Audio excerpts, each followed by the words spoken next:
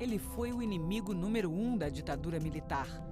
No final da década de 60, o rosto de Carlos Marighella estava em cartazes espalhados por todo o país como terrorista perigoso e procurado. Depois de mais de 30 anos de militância no Partido Comunista, 9 dos quais passados na prisão, ele tinha rompido com os antigos companheiros para se tornar um guerrilheiro urbano. Fundou a primeira organização de luta armada contra o regime, a Ação Libertadora Nacional. Assaltou bancos, bombardeou instalações militares, roubou armamentos, ocupou emissoras de rádio, trocou tiros com a polícia e desafiou as autoridades. Morreu sozinho, aos 58 anos, fuzilado no meio da rua em São Paulo, no dia 4 de novembro de 1969.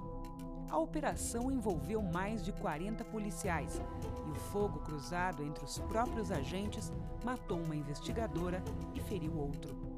No asfalto manchado de sangue da Alameda Casa Branca, morria o homem e nascia o mito. Tratado como bandido pelo governo militar, Marighella emerge dos depoimentos daqueles que o conheceram como um brasileiro cordial, uma alma generosa e solidária, um revolucionário destemido, morto numa luta desigual pela causa que acreditava. Do povo a lutar, logo depois do golpe, é chamar Rondó da Liberdade. É preciso, mostra também a atitude dele diante da luta. 34 anos depois, a companheira de Carlos Marighella ainda se emociona ao falar dele. Clara Scharf continua morando em São Paulo, onde é assessora de Relações Internacionais do Partido dos Trabalhadores e uma ativa defensora dos direitos da mulher. Acima de tudo, porém, se impôs a missão de resgatar a história do homem com quem viveu perigosamente por 21 anos.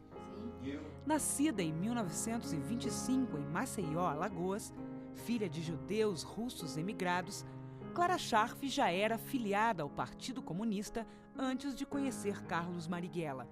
Ao lado dele, mergulhou na clandestinidade por 14 anos. Passou mais 9 exilada em Cuba depois da morte do companheiro. Voltou ao país com anistia em 1979, tendo participado da Comissão de Familiares dos Mortos e Desaparecidos e do movimento Tortura Nunca Mais. Uma vida conturbada, cheia de sobressaltos, mas vivida com paixão e idealismo.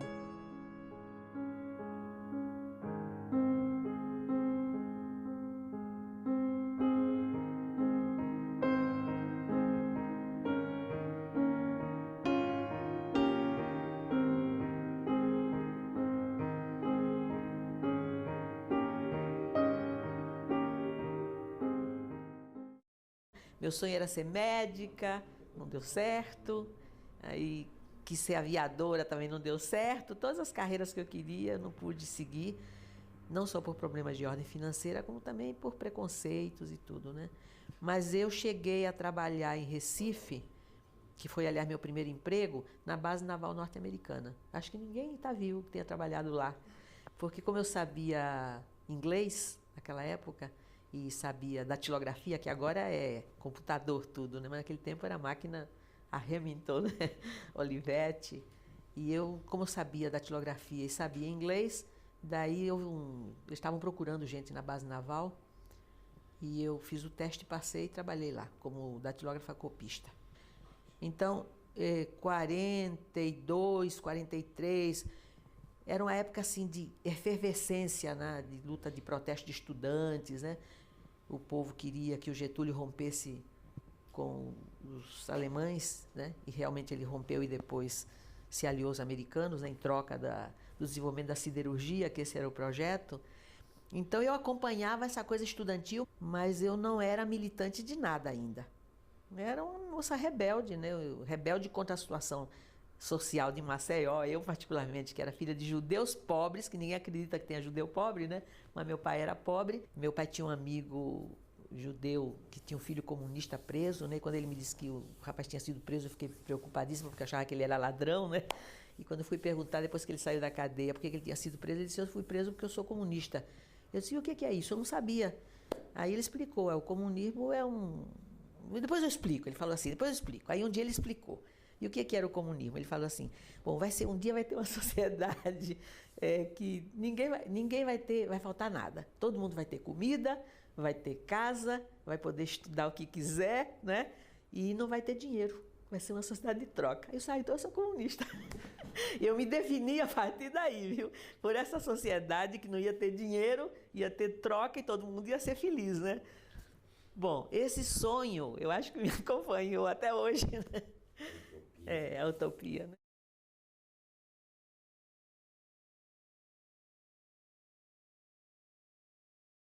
Quando terminou a guerra, as manifestações foram enormes no país inteiro, né? Em Recife particularmente, e passou por Recife a filha do Prestes, Anita Prestes, que tinha sido arrancada do campo de concentração, né? Que a Olga Prestes, a mulher do Prestes, foi mandada pelo Getúlio, entregaram, né, a Olga ao Hitler. Então a Anita, depois que a guerra terminou e o Prestes saiu da cadeia, ele e Marighella, todos os presos políticos do tempo do Estado Novo, ela passou por Recife. E em Recife houve uma manifestação fantástica, né? Eu acho que milhares e milhões de pessoas foram para a rua. E aquilo tudo foi mexendo comigo, né? Eu fui ficando mais interessada em política. Eu achei que aquilo é que era o futuro, né? Tinha que lutar, tinha que haver essa mudança. E começou assim, a minha militância política começou aí.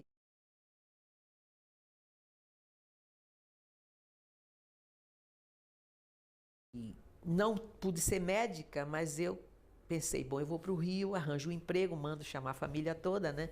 Meu pai e meus irmãos. E quem sabe eu vou ser aviadora, porque esse era o meu sonho. O meu negócio era a liberdade, né?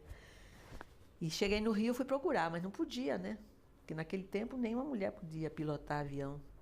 Até hoje tem pouquíssimas mulheres, né? Mas hoje já é permitido, naquela época não era. Aí eu fui ser aeromoça. Eu já completei 21 anos quando eu estava no Rio e me filiei ao Partido Comunista. Porque enquanto eu estava em Recife, eu ainda não tinha maioridade, e como meu pai era contra a participação política, não porque ele fosse contra as ideias, ele tinha medo, porque como ele sabia de pessoas que tinham sido presas, torturadas, então ele dizia, não se meta em política porque você vai ser presa, não quero que aconteça nada disso. Então eu tinha que tomar cuidado também para não causar essa dor a ele, né? Esperei os 21 anos, né, que eu cumpri no Rio, e aí me filiei ao partido.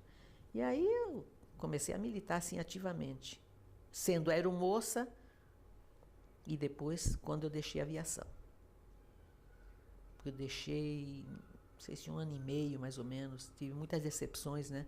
Naquela época pouquíssimas mulheres eram aeromoças e em geral a mulher ainda é hoje um pouco, mas hoje mudou, né? Naquela época ser aeromoça era como se fosse mulher livre, quer dizer, livre no sentido de qualquer um podia ficar junto, né? E por causa dessas coisas todas é que eu me desliguei.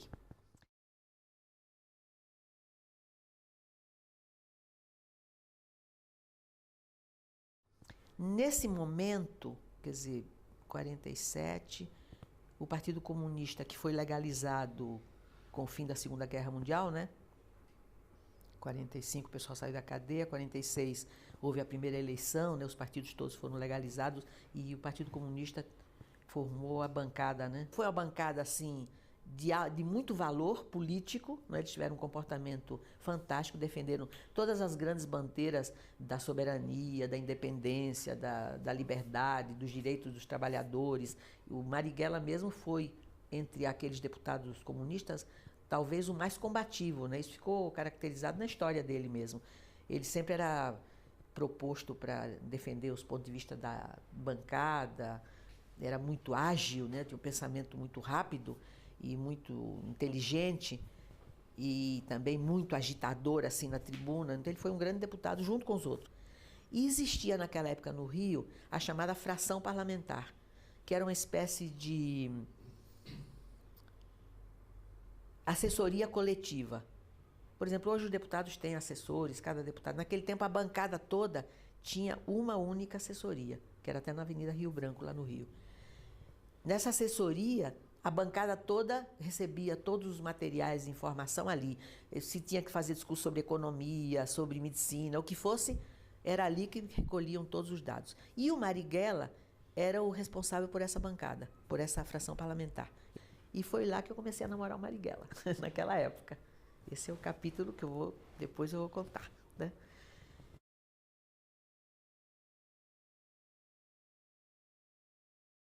Eu era aeromoça e o Marighella era deputado, só que eu não o conhecia. Eu sabia que existia uma pessoa com esse nome.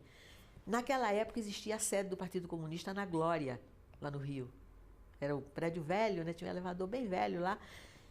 Tinha uma faixa, era a sede do Comitê Central do Partido Comunista naquela época. E eu, quando viajava para os estados, eu passava antes lá para recolher correspondência e tudo. Levava correspondência aproveitando minha profissão, né? Tarefeira. Tarefeira. Não, tinha um outro nome. E um dia eu estava esperando, eu estava de uniforme, porque eu já ia eu fui da Aerovias Brasil.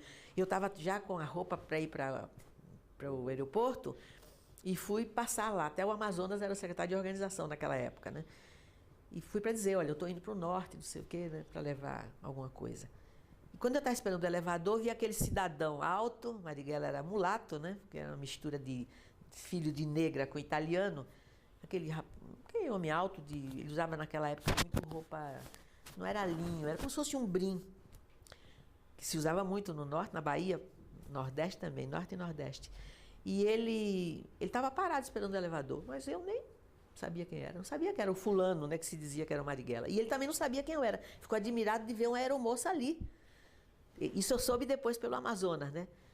Ele olhou, eu olhei, tudo bem. Não sabia quem era, eu subi, peguei as cartas e fui embora. Quando ele subiu, ele perguntou ao Amazonas. O Amazonas me contou depois, né?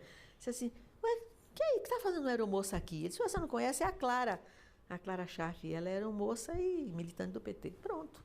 Nós não nos vimos mais. Eu só vim ver o Marighella depois, quando eu passei a trabalhar na fração. E na fração, como ele era o responsável, a gente se via quase todos os dias. Todos os dias ele tinha que ir ali, porque ele era o responsável por essa assessoria coletiva. E ali é que se elaboravam os discursos. E eu fui acompanhando a atividade dele como parlamentar. E aí tem coisas incríveis, né, na atividade dele como parlamentar.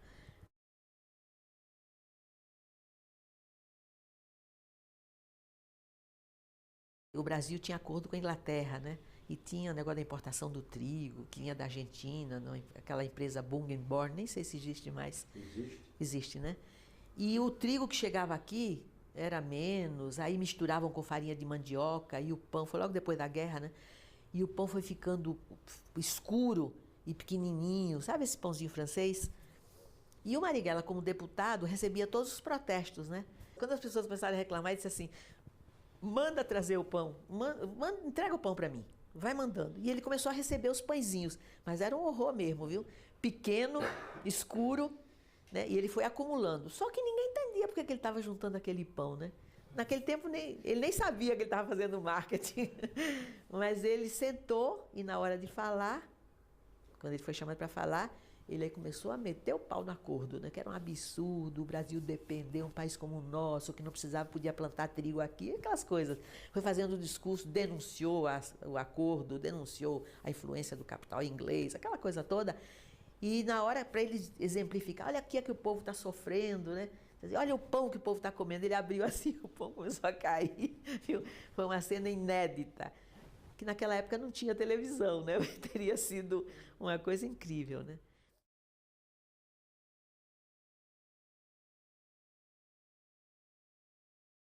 Eu não vou ficar dizendo que ele era maravilhoso, porque se vão dizer que eu estou dizendo isso porque ele foi meu companheiro. Não, mas ele era mesmo maravilhoso. Ele era uma figura humana muito interessante, porque ele foi muito crítico sempre. E muito culto, porque você sabe que ele fez engenharia até o 3º ano, e depois, por causa da luta política, perseguido na Bahia e tudo, ele teve que sair e nunca mais estudou na escola, né? Na época que ele foi estudante, ele ficou conhecido na Bahia como um estudante excepcional. Fazia prova em versos, coisa inédita na Bahia naquela época, muito satírico. Sempre leu muito Gregório de Matos, eu acho que ele se inspirou muito por aí, né?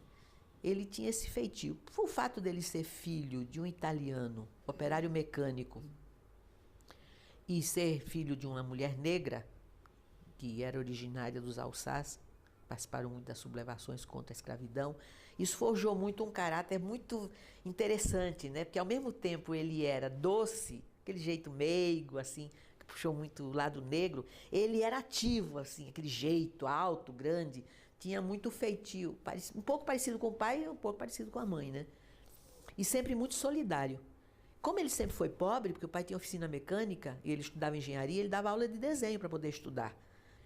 E sempre um homem muito valente, que ele foi expressando essa valentia nos momentos mais graves da vida dele, né? Que tem muitas passagens dessas. Tinha muita bravura pessoal, né?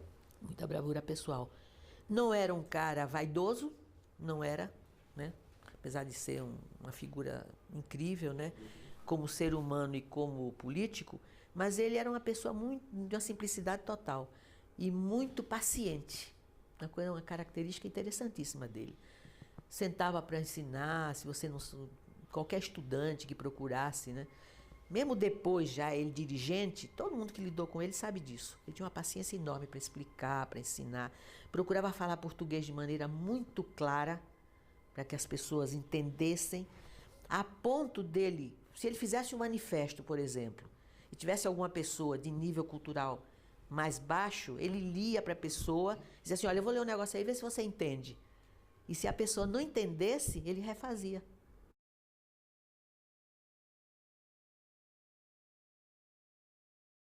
Foi talvez um dos primeiros feministas. Eu até disse isso uma vez no debate. Naquele tempo não se discutia feminismo, mas o comportamento dele sempre foi de colaboração. Sempre dividiu comigo as tarefas em casa e era duríssimo, porque a gente tinha que fazer tudo sozinho, não podia ter ajuda de ninguém, vida clandestina. Por exemplo, ele não sabia passar roupa. Ele lavava e eu passava. Em geral era assim, né? Ele adorava água, né? Então, ele lavava e eu passava. E ele fez uma coisa, eu disse isso uma vez na entrevista do Jô Soares. O Jô Soares me entrevistou em 94. Primeira vez, né, que eu falei publicamente sobre o Marighella. Um dia ele chegou em casa e eu era militante também, né? E eu estava passando roupa. Aí ele chegou e disse assim, mas por que você não deixa passar roupa na hora que eu estou em casa? Eu disse, mas por quê? Eu tenho que passar mesmo, né? Ele não sabia passar. Aí ele disse, não, então vamos combinar uma coisa. Você junta a roupa, que não era tanta, né? Mas você junta a roupa, deixa para passar quando eu estiver em casa. E aí eu leio em voz alta e você passa. Já pensou? Ué, era ótimo, né? Eu ficava passando a roupa e ele lendo, que era para eu não perder tempo. Que eu tinha que fazer o trabalho físico ali, né? Não podia estudar naquele momento. Então ele tinha esse comportamento. E não só comigo. Eu estou dando essas características dele, mas nas casas onde ele se escondeu, onde ele foi acolhido, perseguido e tudo, todas as pessoas que lidaram com ele dizem a mesma coisa. Ele sempre teve essa marca. Tomava conta de criança quando ficava nas casas. O pessoal adorava ele, botava a criança no colo, fazia verso, fazia sátira com música da época. Pouco tempo antes dele ser assassinado, ele fez uma paródia, pena que eu não tenho a letra, com a música do Roberto Carlos, do Calhambeque. Afetuosíssimo. Todo mundo. Do Calhambeque? É. Você não lembra como é que é? Não, a música ali, o Calhambeque vive e aquela música do Roberto, mas eu não lembro a letra. Ele fez na última casa onde ele ficou, poucos dias antes de ser assassinado. Ele tinha essa característica. Então era uma pessoa muito fácil de você conviver, né?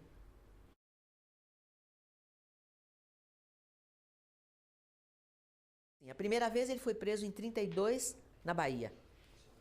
Que o Juracy, que era o interventor do Getúlio naquela época, o prendeu porque ele fez um poema criticando o Juracy.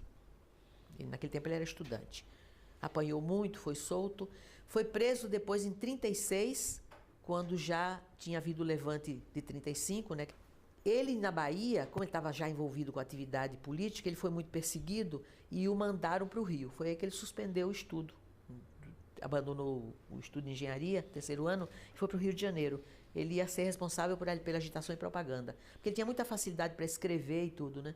E quando chegou lá, ele foi numa casa, deram a ele o endereço, ele chegou na casa, o compadre tinha sido preso, a polícia estava dentro de casa, esperando que aparecesse qualquer pessoa. E aí ele foi preso, sem saber de nada, né? Apanhou 23 dias. Puxa. E não abriu a boca. E ele ficou conhecido pela polícia, desde aquela época, como um homem de muita coragem. Daí ele ficou preso um ano, de 36 a 37. Os comunistas todos eram perseguidos naquela época. comunista, socialista, progressista, qualquer pessoa que fosse contra a ditadura do Getúlio. Ficou preso até 37. Em 37, o Getúlio, para fazer uma composição política, naquele tempo tinha o integralismo também, o Macedo Soares, que era o ministro da época, decretou a lei da anistia em 37, que ficou conhecida na história como a macedada. A lei era conhecida como a macedada. Daí ele foi posto em liberdade. Ficou escondido novamente e o Partido Comunista, que ele continuava sendo do partido, o mandou para São Paulo, 37. E ele veio para reorganizar o Partido Comunista aqui. Ficou atuando até 39. Aí ele fazia, naquele tempo era mimeógrafo, né? Fazia aquele material todo para distribuir clandestinamente, organizou operários. Ele sempre foi muito ligado ao movimento popular e ao movimento operário, né? E os intelectuais também. Foi preso em 39. Para onde é que ele foi? Para a Ilha Fernando Noronha. Milhares de presos foram para a Ilha Fernando Noronha. Ficaram em Fernando Noronha até 42, quando Getúlio fez o acordo com os Estados Unidos, de ceder a base em troca da siderurgia, eles passaram para Ilha Grande. Então ele ficou preso de 39 até 45.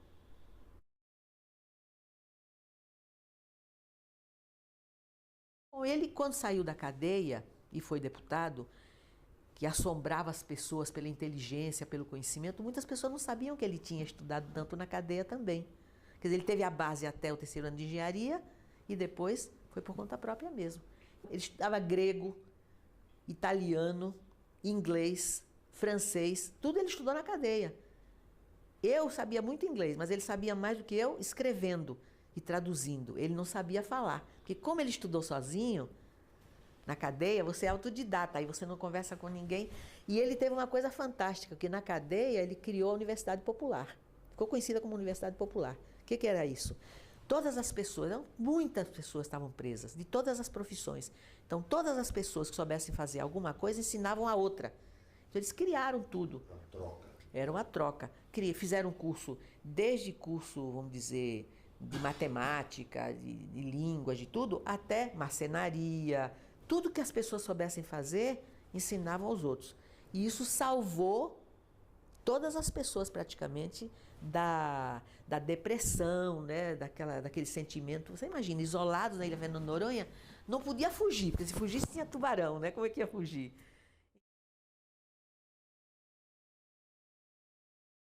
Quando Marighella ia para a China, eu não sabia que ele ia para lá. Um dia ele chegou em casa e disse assim, Clara, não, porque isso é muito engraçado, que mostra a personalidade dele, né? Chegou e disse assim, você sabe que eu vou viajar. Eu disse, quando? Não perguntei para onde. Ele disse, vou viajar daqui a um mês. E eu preciso treinar inglês. Como ele era autodidata, lembra que eu contei? Ele sabia mais inglês que eu, lendo, traduzindo, mas ele tinha dificuldade para falar. Disse assim, então vamos treinar. Então, a partir de agora, um mês é pouco, né? Mas vamos treinar. Então, a partir de agora, você não fala mais nenhuma palavra aqui em português. Se você quiser água, se você for fazer não sei o quê, vai dizendo tudo em inglês. Mas ele tinha uma dificuldade enorme para falar. Você dizia hat, chapéu, ele não conseguia dizer hat. Ele fazia, é como se fosse let. Eu dizia, não, let é outra coisa. Mas foi muito difícil. Finalmente, ele viajou, né? Quando a gente se encontrou na volta, eu disse, escuta uma coisa, você não teve aonde mesmo? Ele esteve na China. E como é que você se arranjou com aquele inglês? Ele disse, foi ótimo. Como foi ótimo? Você tinha a maior dificuldade? Ele disse, então, você não dizia que eu não sabia dizer hat? Os chineses também não dizem hat, eles dizem let. E eu me entendi perfeitamente com eles.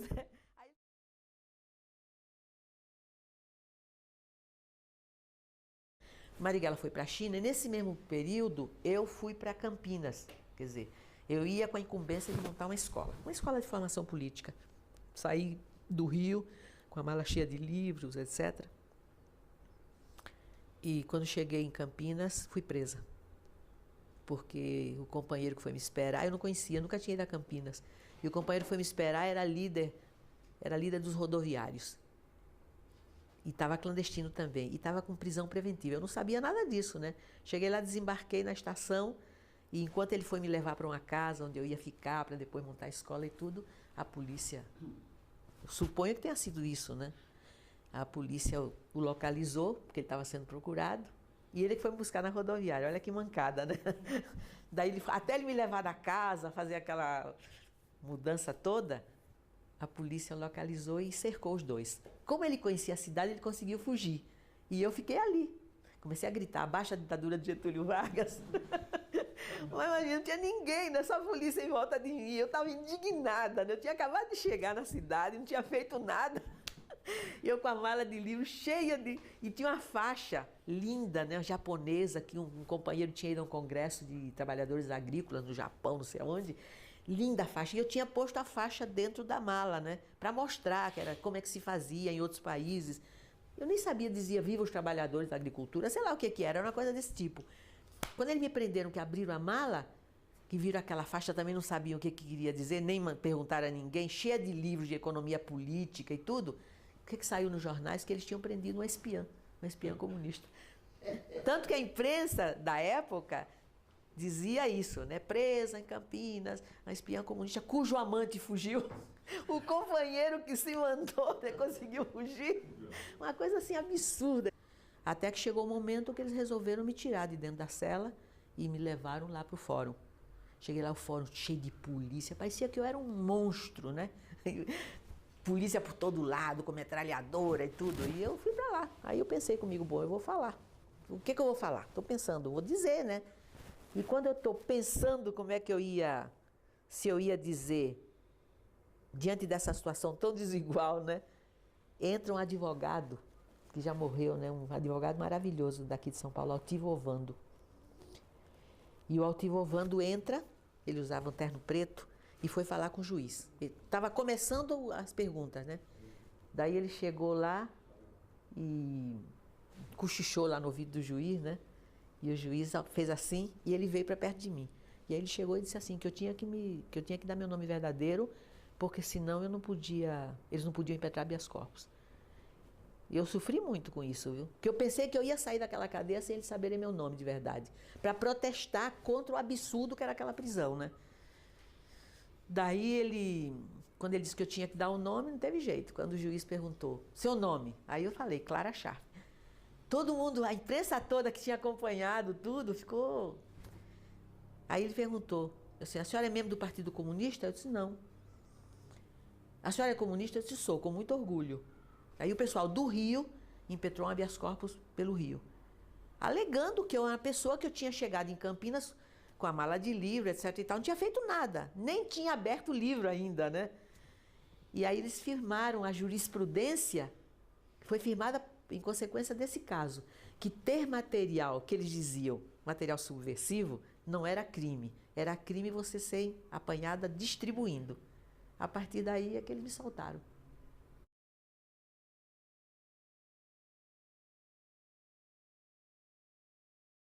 Os comunistas naquela época eram contra, né, o Getúlio, e até em manifestos e tudo, né? Mas quando houve o tiro, que aí o povo foi para a rua, né, indignado, começou a quebrar coisa, os comunistas se aliaram, né, ao povo naquela hora. Muita gente foi para a rua e percebeu que havia um enraizamento muito grande do sentimento do povo pelo Getúlio, né? Mesmo tendo havido Estado Novo, né? Por causa daquelas bandeiras todas que se dizia que era de responsabilidade dele, né? A legislação trabalhista. Ele era conhecido como o pai dos pobres, né? Então a massa popular, ela sempre... Depois mesmo porque no golpe, quando houve o golpe contra o Getúlio, quer dizer, quando fizeram aquela armação toda, o Lacerda, que foi aquela figura, né, do corvo, né, como se dizia, o povo tinha ódio dele por causa da morte do Getúlio. Então foi muito incrível essa mudança. E isso foi abrindo o caminho e foi mudando também um pouco a posição dos comunistas depois da morte do Getúlio, que acabou dando no apoio a Juscelino em 55.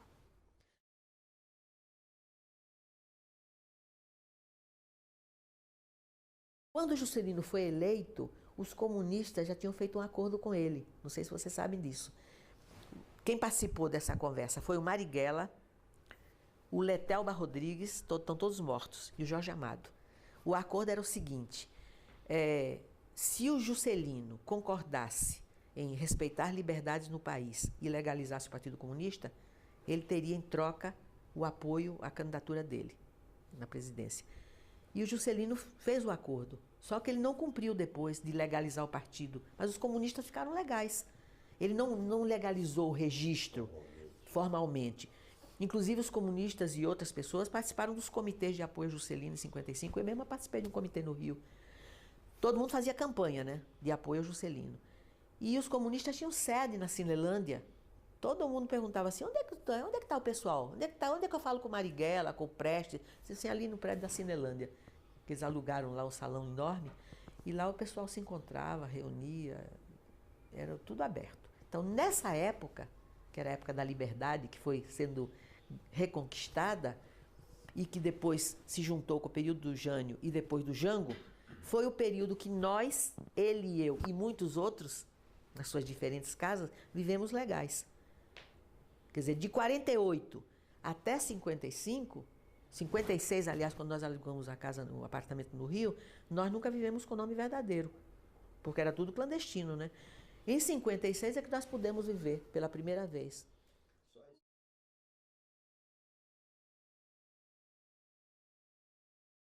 O Carlinhos é fruto de uma ligação que ele teve com uma moça na Bahia, né? Que depois não deu certo, ele se separou, nasceu o Carlinhos, ele registrou, e o Carlinhos viveu muito pouco tempo com ele.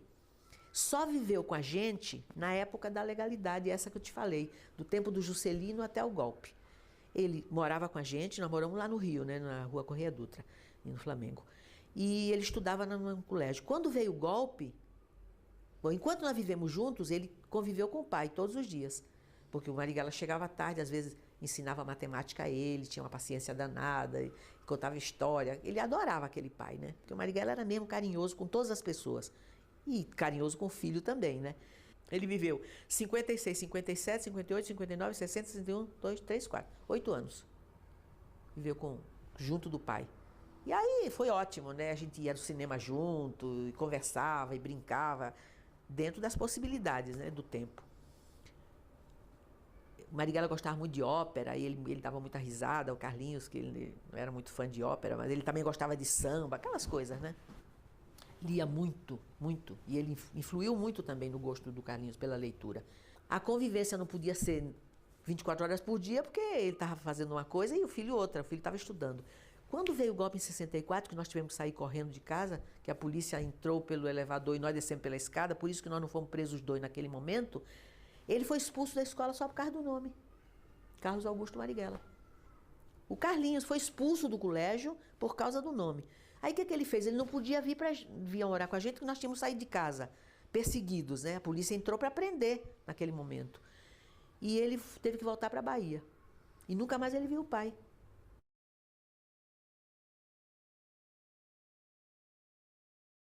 Eu nunca tinha visto o Marighella chorar na minha vida. E vi naquele momento. E o mundo dele caía. Mas ele teve uma reação diferente de outras pessoas. Porque o Agildo, por exemplo, saiu da luta, se afastou. O Jorge Amado se afastou, saiu do partido. Cuidou lá, foi cuidar só dos... Nunca deixou de ser um homem de esquerda, mas não militou mais.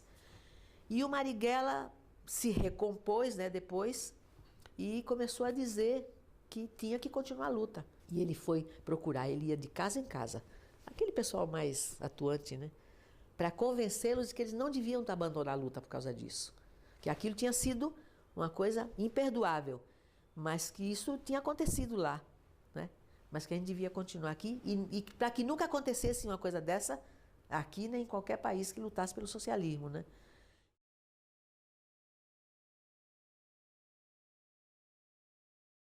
Você sabe que o Lacerda se aproveitou e começou a dar batida nas casas lá no Rio para pegar gente, né? Porque eles pensaram que naquele momento ia ter alguma conflagração e começaram a perseguir os comunistas, foram na casa.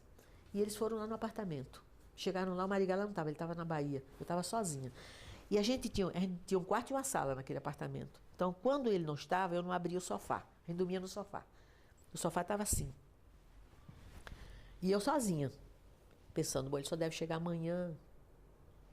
O golpe, a renúncia do Jânio pegou na Bahia. Você sabe que a polícia chegou lá, começou a bater na porta de madrugada, para eu abrir a porta, que eles queriam entrar para pegar o Marighella, né? Eles não diziam que era para isso, mas eles diziam, abram, abram.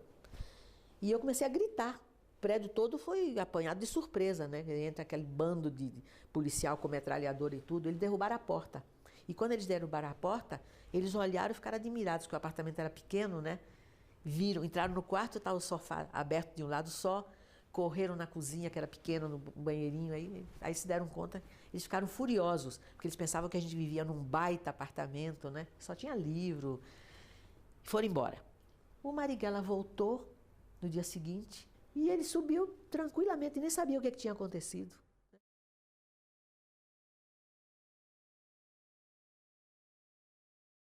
Primeiro, ele nunca maltratou ninguém como ser humano.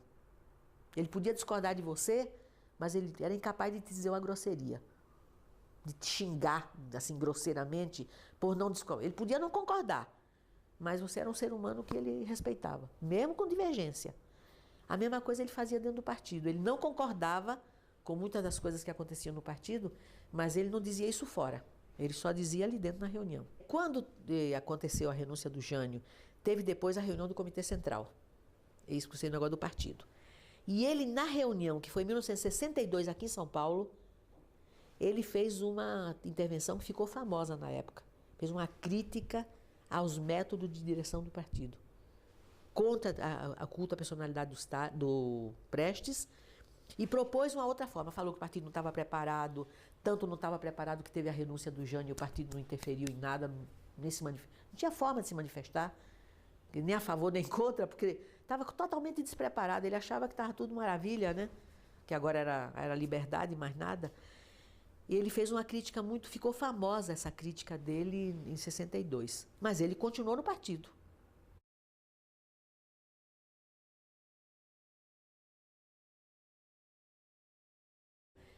Ele disse assim, eles vão dar o golpe. E a direção achava que não. Aí, numa reunião que houve na direção, ele disse que o partido tinha que se preparar, que ia ter o golpe, eles iam pegar todos os comunistas, iam prender todo mundo, iam pegar o povo desprevenido e que o partido teria que alertar o povo para qualquer anormalidade, né, na democracia.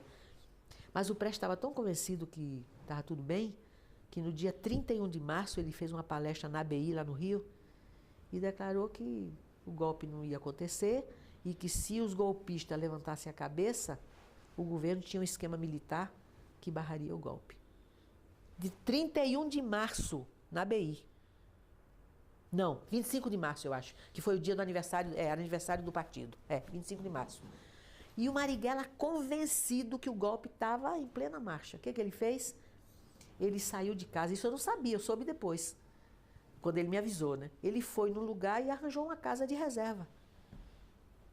Disse, não, se houver qualquer coisa, a gente vai ter que sair daqui, porque eles vão vir aqui e vão invadir. Já tinham invadido na renúncia do Jânio, né? Para procurá-lo. Aí a coisa foi ficando quente, né? Braba. Quando chegou na véspera do golpe, ele chegou em casa e disse assim, olha, Clara, a gente vai sair daqui. Aí pegamos uma maleta, eu pus umas peças de roupa, ele pôs outras, deixamos tudo como estava, né? Porque não podia levar aqueles livros nem nada. E descemos pelo elevador. A gente desceu pelo elevador e a polícia subiu pelo... A gente desceu pela escada e a polícia subiu pelo elevador. Ele só não foi preso ali, ele e eu, por causa dessa visão que ele tinha de que o golpe ia ser deflagrado. Os comunistas não tinham nem onde se esconder, né? Eles bateram em tudo que foi casa. Teve gente que dormiu em automóvel, porque não tinha onde ficar. As famílias apavoradas todas, porque eles entraram com toda a violência, né? E ele, no dia seguinte, depois da gente ter saído de casa, o golpe deflagrado, ele começou a andar por aí para procurar gente para organizar a resistência.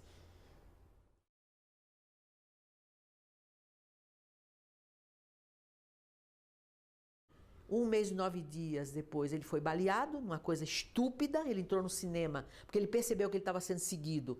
Entrou no cinema, fizeram o cerco, acenderam a luz e numa matinê deram o tiro, que é aquela foto que vocês têm nesse livro, a imagem e o gesto tem a foto. E essa foto só existe por causa de um jornalista do Correio da Manhã, que estava no cinema, que era tarde, um matinê, ele estava com a filhinha dele. E estava com a máquina pendurada, que ele ia depois para o trabalho. Aí, quando houve o fato, que eles acenderam a luz, obrigaram o gerente lá a acender a luz, eles disseram que iam pegar um ladrão, né? aquilo cheio de criança, suspenderam o filme, as luzes se acenderam, a polícia entrou e atirou no Marighella ali mesmo. Aí ele começou a gritar, abaixo a ditadura está fascista, e foi aquele horror, né? Sangrando.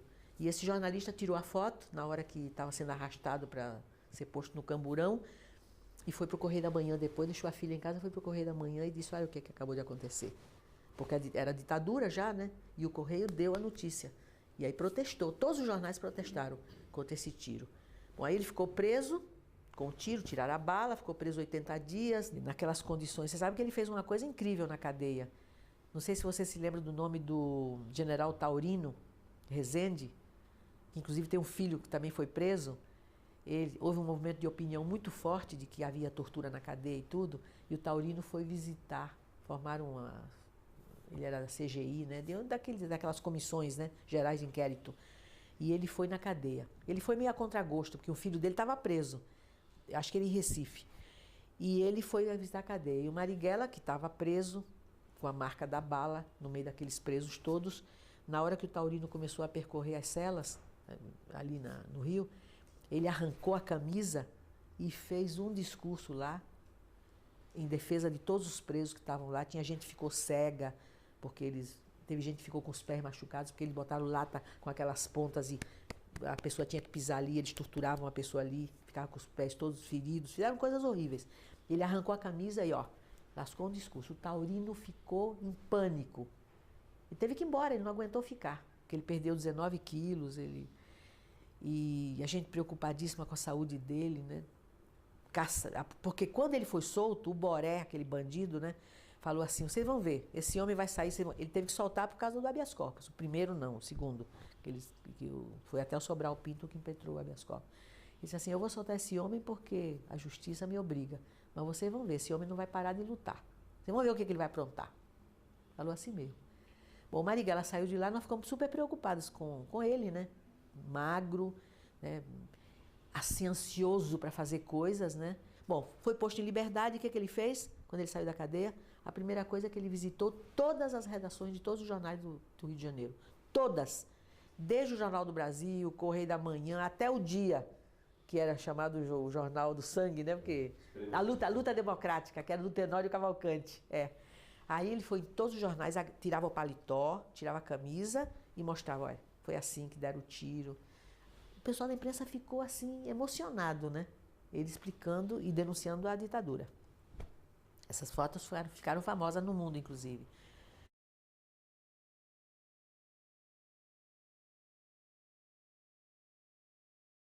Saiu dali, foi procurar um companheiro que tinha um sítio, que era amigo dele, que ele conhecia, né? No estado do Rio, não interessa agora dizer, eu nem me lembro direito o nome do lugar. E aí o companheiro disse assim, tá bom, você vai lá para casa, que lá é uma casa pequena, né? Mas tem muito sol, você pode se recuperar, se alimentar bem, lá tem uma vaquinha, você toma leite. E fomos nós dois para lá. E ele redigiu esse livro, que eu vou mostrar para vocês, que a gente reeditou depois, chamado Por que Resistir à Prisão. Aí ele conta toda a história da prisão, por que ele reagiu, o que ele pensava, o que ele achava e achava que o povo brasileiro ia continuar a lutar. E que tinha que formar mesmo uma frente antiditadura. Aí ele vai expondo todas as ideias. E que o caminho era da resistência. E foi procurar a direção do partido. Você sabe que a direção do partido ficou contra o livro?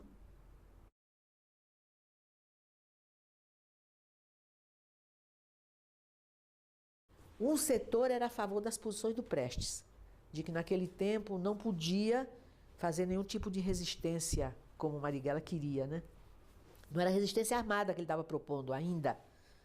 Ele propunha um caminho mais agressivo na resistência contra a ditadura, que continuava cruel, matando gente, prendendo e tudo, né? Daí ele veio o Congresso e fizeram as reuniões, né? E ele ganhou por maioria absoluta. Parece que teve 3 votos contra na reunião. O que fez a direção naquela época? Viu que ele ia ganhar a direção do partido em São Paulo e provavelmente no Brasil. Daí eles desconheceram o resultado daquele congresso e criaram uma direção outra. Nesse meio tempo veio um convite de Cuba para a reunião da OLAS, que era a Organização latino-americana de solidariedade, né? Era a época da Guerra do Vietnã. E aí o Partido Comunista não quis ir. Não quis mandar ninguém. Que achava que aquilo era aventura, não sei o quê, né? Aí ele foi. Foi por conta dele. Quer dizer, foi. Como o partido não queria, ele fez uma carta para o partido, se afastando da executiva, que é uma carta belíssima, que é aquilo que eu falei para você, que ele nunca atacava ninguém do ponto de vista pessoal. É uma carta de um respeito, de uma dignidade. Tem aí no livro essa carta, muito bonita. Ele se despedindo, né, dos companheiros com os quais ele tinha lutado a vida inteira, né? E ele foi para Cuba.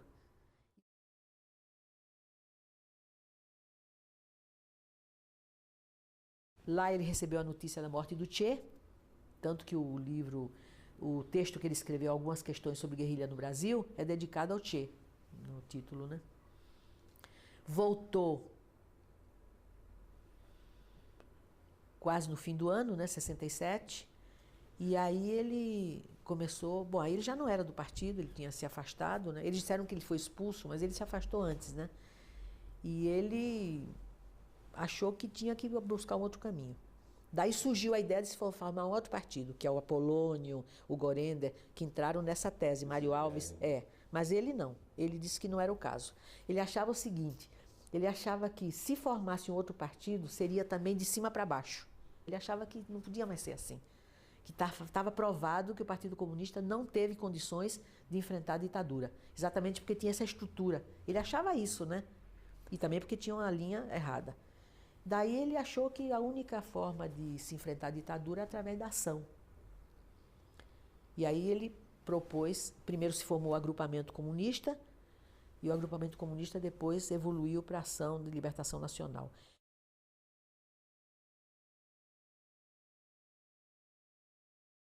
Ele queria constituir no Brasil uma sociedade socialista, ele achava que Cuba, apesar de ser absolutamente diferente, tinha dado uma lição, né, que um povo pequeno ali nas barbas do americano tinha transformado a sociedade. Naquela ação que houve no Rio do IPEG, que foi a primeira ação que ficou caracterizada como sendo uma ação para arrecadar fundos para a luta, e foi aí que saiu o cartaz, o primeiro cartaz, Marighella, inimigo público, né, naquela época, que até tem uma cena muito engraçada, ele foi comprar um jornal um dia, porque ele é de uma audácia incrível, né, ele de peruca, né, uma peruca horrorosa, né, que era sempre de mulher que a gente cortava, né, para ele poder, porque ele não podia andar de dia.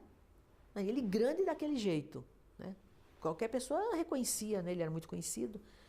Ele tinha que sair com muito cuidado, né? E, então mas ele não aguentava. Quando você via, ele estava na banca de jornal. Você imagina, em plena luta, ele procurando ver os jornais do dia. E um dia ele estava no jornal, depois que ele foi considerado inimigo público, né? Essa cena da cinema. Essa aqui. Aliás, a vida dele dá cinema mesmo, né? Chegou na banca para pegar o jornal e tinha um cartaz dele lá. E uma mulher encostou para comprar o jornal e olhou e disse assim, se eu encontrasse esse homem, eu guardava ele na minha casa. Ele chegou eufórico. Disse assim, você está vendo? Uma dona de casa simples que estava ali na banca comprando o jornal, nem sabia que eu estava ao lado.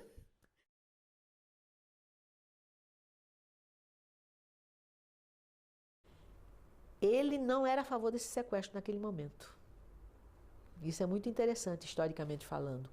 Ele achava que o sequestro era uma forma de luta, né, para poder libertar presos políticos que estavam sendo torturados. Gregório Bezerra, que eram pessoas que ele queria um bem enorme, que eram lutadores.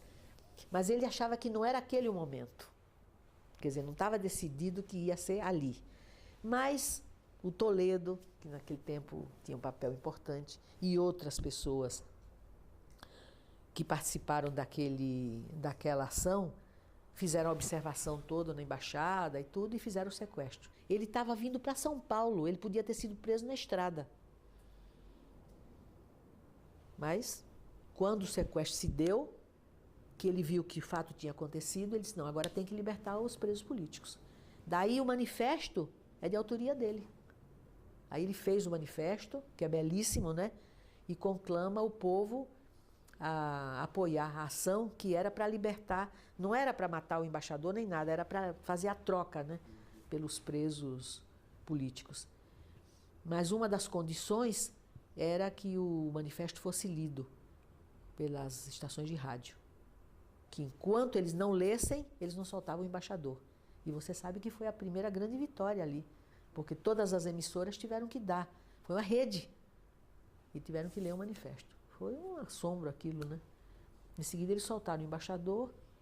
Aí o cerco em torno dele se apertou. Depois.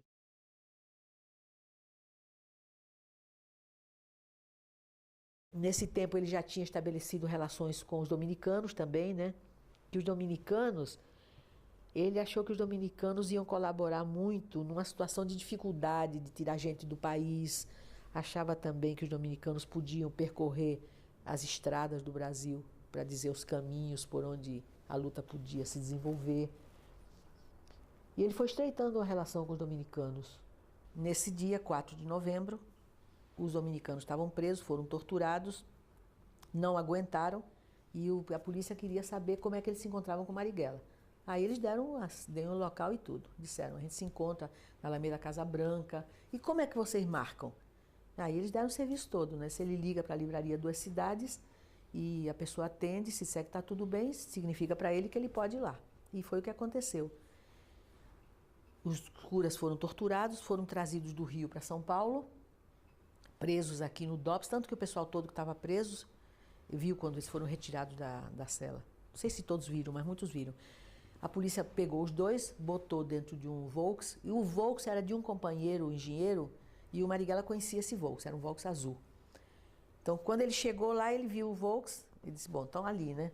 Botaram policiais, homens e mulheres nos carros, como se estivessem namorando. Eles montaram todo o cenário para a operação, esperando que ele chegasse. O carro chegou com os dois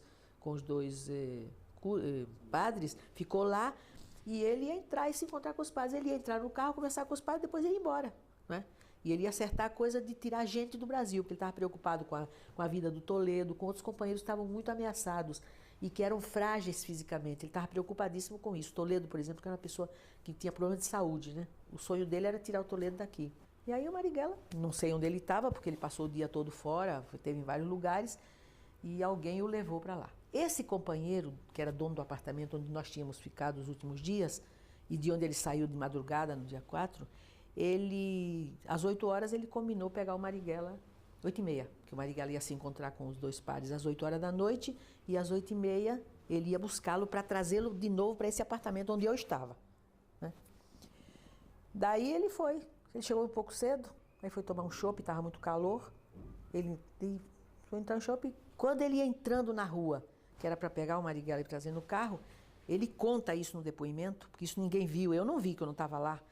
Ele disse que quando ele foi entrando assim, o policial falou para ele assim, não passe não, porque mataram um terrorista. Diz que nessa hora ia saindo uma senhora, é aqui perto aí da região, né? Diz que a senhora abriu o portão, ela estava saindo e disse assim, mataram o Marighella. Porque alguém deve ter comentado que era o Marighella. Ele ficou, você imagina, né? Ele ia buscar o Marighella para levar. Aí ele foi lá e... Espantado, né? Aí ele...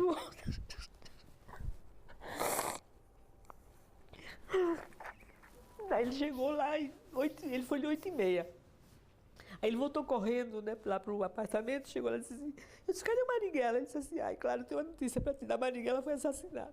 Mataram o Marighella agora. Eu não queria acreditar, porque era uma coisa tão louca, tão inconcebível, né? Quer dizer, eu sabia que ele estava ameaçado sempre, mas aquilo foi tão brutal, né? Ele sabendo que ele ia voltar às 8h30. Aí eu fiquei preocupada com o dono da casa, né? Ele era casado e tinha uma menina, né? Aí eu disse, então todo mundo tem que sair daqui correndo. A notícia era, morreu o terrorista Carlos Marighella num tiroteio. Não é verdade. Não houve tiroteio. Então, eu estou dizendo, o Marighella carregava, quando ele saía, ele carregava uma capanga até velha, né? Estava até estragada, que até eu brincava com ele que tinha que arranjar outra, porque aquela estava muito gasta, né? Ele carregava ali um aparelho de barba, que é onde ele estava, ele fazia barba, um revólver, uma coisa pequenininha aí, que não... Sei lá, que ele nunca usaria, né? Em qualquer circunstância, eu acho que nem dava para usar. e uma pílula de cianureto, porque ele tinha declarado que ele não ia se deixar prender vivo, porque ele já tinha sofrido muito. Ele sempre tinha sido muito torturado, né? Ele dizia muito isso. Então, é claro, se eu for pego, eu não me entrego, sei tomar eu morro, mas eu não me entrego. Mas não atirando, ele ia morrer mesmo, isso é o que ele pensava, né? Bom, não deu para fazer nada disso. Daí, passou-se o tempo, a imprensa todo dia dizendo horrores, né? Contando milhões de mentiras e tudo, e dizendo que ele tinha atirado e que então o Fleury tinha que ter reagido. A polícia reagiu para se contrapor, que ele entrou com guarda de segurança, tudo mentira, não tem nada disso. Analisada a bala, não sei o que, a arma, está provado que a arma não foi usada. Quer dizer, ele não chegou a dar tiro nenhum. E a gente incluiu essa parte nesse documento nos outros que a gente estava preparando, e isso foi o que provou que ele não tinha sido assassinado em tiroteio.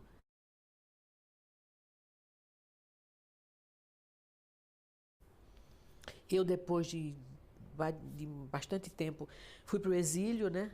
E eu estava com direitos políticos cassados. Eu perdi meus direitos de 10 anos. Não podia trabalhar, não podia fazer nada aqui, né? Procurada. Aí eu tive que ir para o exílio, fui para Cuba. Quando eu voltei de Cuba com a anistia, aí eu voltei, a anistia foi decretada no dia 28 de agosto. E eu queria, de qualquer maneira, fazer uma solenidade em homenagem a ele, né, no dia 10, que era o 10º ano do assassinato. Eu voltei em 79, né? Daí a gente tentou fazer um ato, eu cheguei em outubro, e no dia 10 de dezembro que a gente conseguiu, não dava tempo, né? Então, o que é que a gente fez? Junto com a Comissão de Anistia, a Comissão Brasileira de Anistia, aqui em São Paulo, a gente foi no cemitério, já era anistia, né? Para tirar os ossos dele e levar para a Bahia. Aí a polícia foi atrás, foi um inferno. Mas a gente fez a primeira homenagem a ele aqui no Sindicato dos Arquitetos. Foi uma solenidade até muito bonita, porque vieram todas as forças de esquerda que estavam clandestinas, apareceram lá em homenagem ao Marighella, a gente levou os ossos para a Bahia. Nesse meio tempo, na Bahia, o Carlinhos, né, o filho dele, já tinha feito o túmulo, o Niemeyer fez a lápide, né, com a ajuda do Chico e ele, através deles que eu consegui rápido, e a lápide é muito bonita.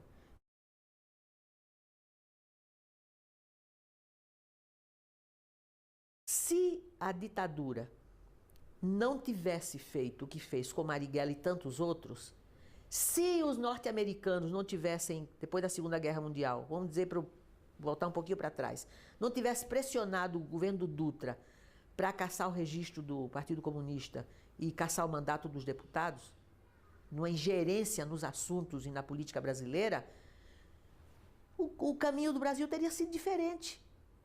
Era ou não era? O que eles lutavam naquela época? Eles eram parlamentares. O que eles faziam no parlamento? Faziam discurso, propondo coisas. Reforma disso, reforma daquilo, né?